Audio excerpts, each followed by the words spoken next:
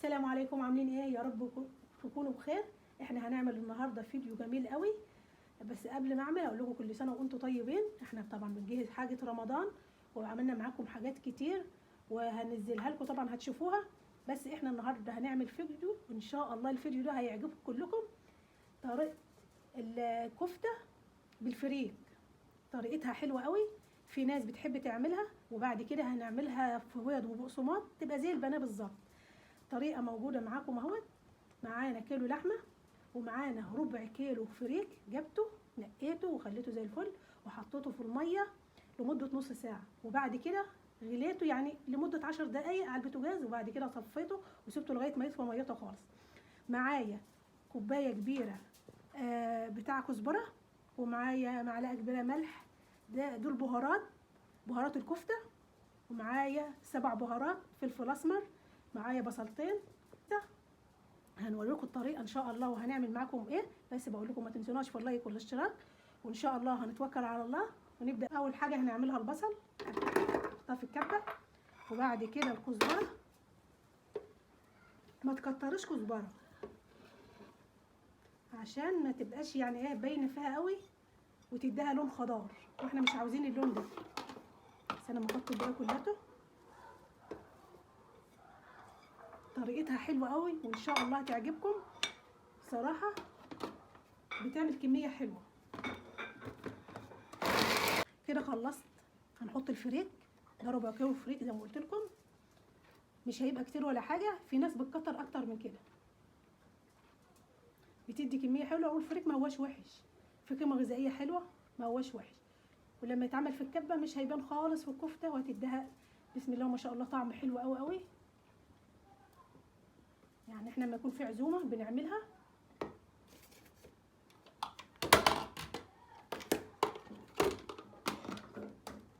بسم الله.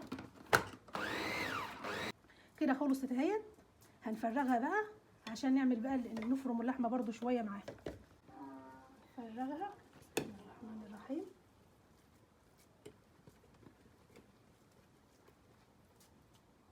هنحط بقى اللحمه. كل الخضار اللي انتوا شايفينه ده بتاع الخضره مش هيبان، عشان احنا لسه هنقلب فيها اللحمه ولسه هنحط فيها البهارات اهي.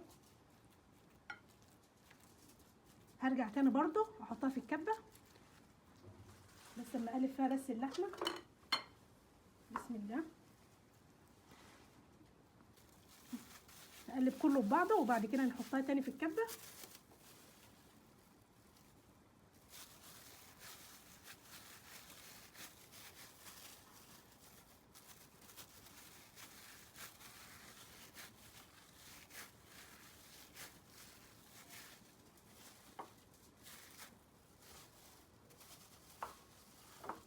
هنحطها في الكبه ونرجع تاني نوريها لكم.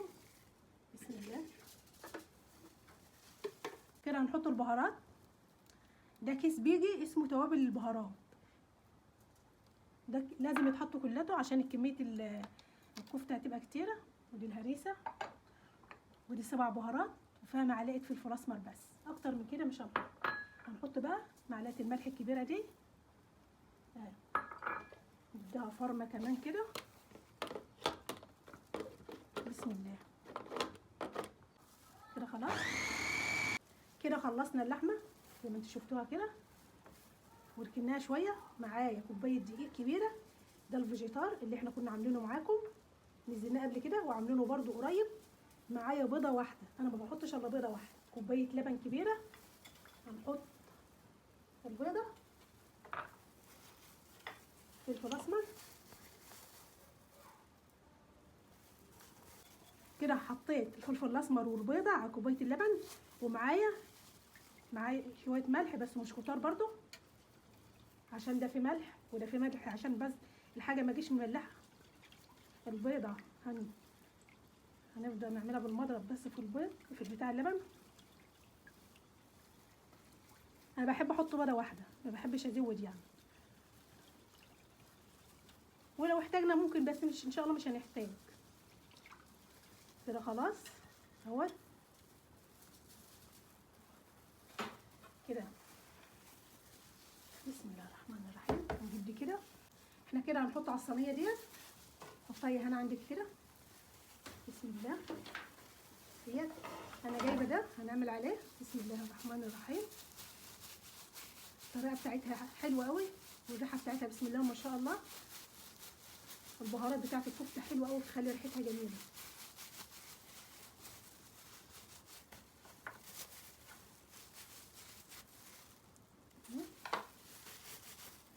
لو عاوزه تحط معلقه بهارات بتاع معلقه بودر، بس انا بصراحه ما بحطش بودر.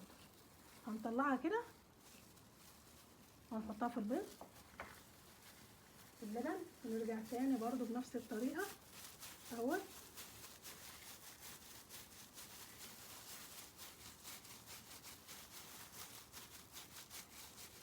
تبع ما انت عاوزه تكبري عاوزه تصغري براحتك خالص. انت شايفه اولادك بيحبوا ايه تعملي لهم. برضو نعمل كمان واحده اهي. هنطلع بقى من البيض ونحطه في البقسماط. بس هجيب حاجه عشان اطلع بها.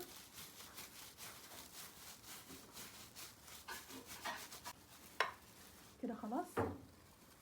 لا احنا هنا مش هنعوز الطبق، احنا هنعمل على الصينيه عشان انا هفرز الكفته وبعد كده بنبقى ايه نقدمها في الاطباق. انا هجيب حاجه كده هنقلبها في البيض وبعد كده خالص هنصفي هنطلع والفيجيتار برضو نحط تاني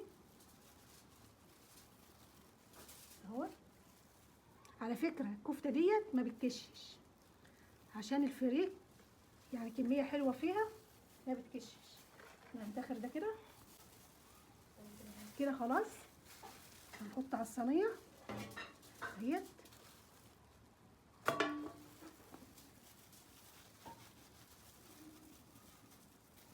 بسم الله ما شاء الله عليها ما بتكشش. عاوزه تصغري اكتر من كده صغري، عاوزه تكبري برضو براحتك خالص، بس هي ما بتكشش زياده عن اللزوم.